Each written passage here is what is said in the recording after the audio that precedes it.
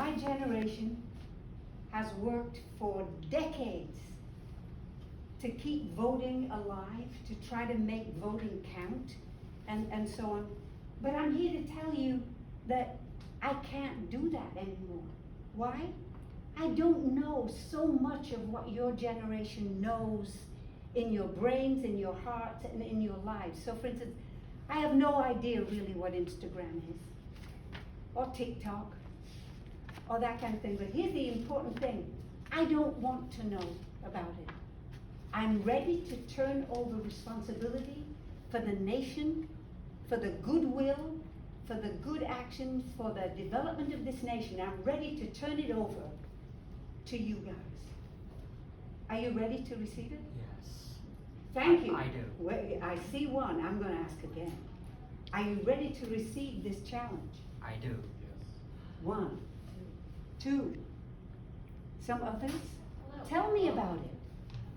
Does it feel onerous? Does it feel like a big deal? I do.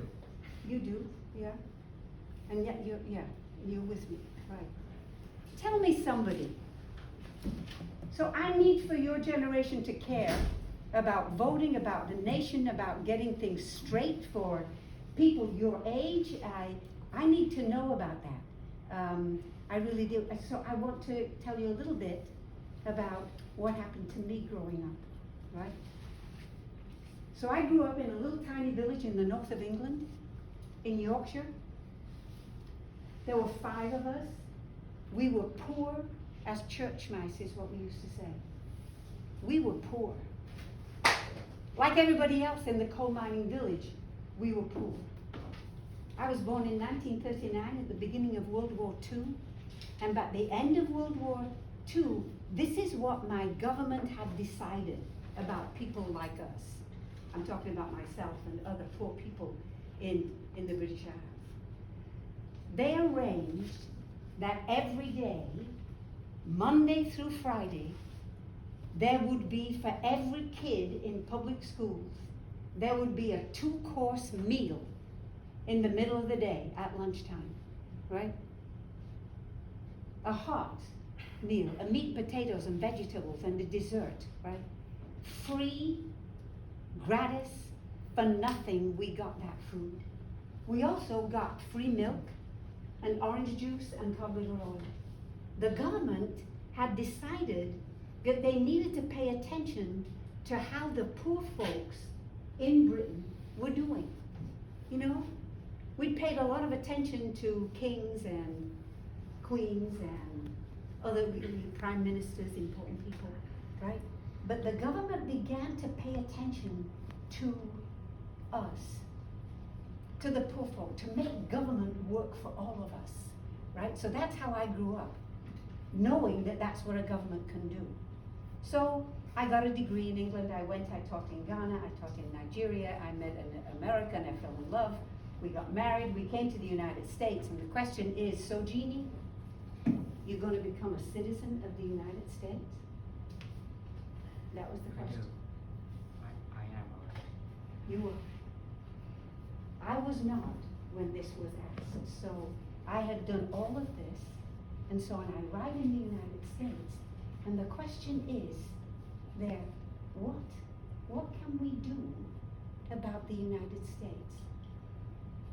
If I'm going to become a citizen, it means I'm going to turn my back on Queen and country and say thank you for having educated me all the way through to getting a degree, right?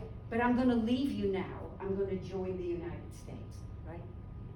I wasn't really comfortable with turning my back on everything that had worked for me as a human being. So America had to prove itself to me in terms of was it worth my switching from what I knew to something else? And here's how I came down. The one thing that you have to do in these United States to be a good citizen, you have to vote. Because it's the people here that make the decisions about what happens to the nation, right? It's not the lord of somebody or other who's got a big, fancy, whatever. So the people here account, right? And nobody counts more than anybody else. We all get one vote. And that's all we get. The point is to try to use that vote to make things work. To try to get things to vote about that will change the world for people. And so, yeah. So still with ethical concerns in my heart, I gave up being a British citizen to become an American citizen. You meet people, I meet people all the time who think they have dual citizenship.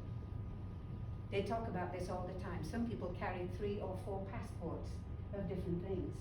And from my point of view, when I took the oath of citizenship to become a citizen of the United States, the very first sentence of that commitment says that I will renounce and abjure and refuse to be governed by the old ways under the old system that I was belonging to, that I needed to do all of that in order to change, to become a citizen. Yeah.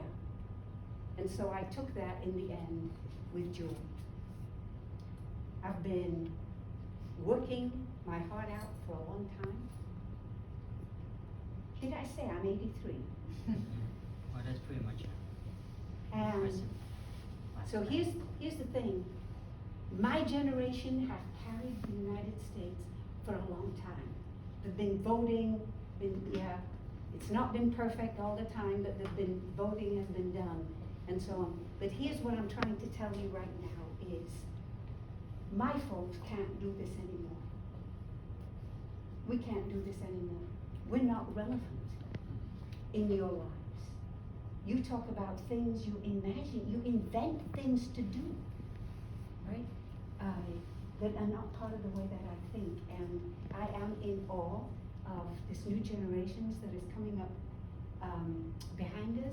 I want to give it over to you to take care of, to get out, to vote, to know what to vote about, to do the best that you can to make this nation be the best it can be. I think that's enough. That is more than enough.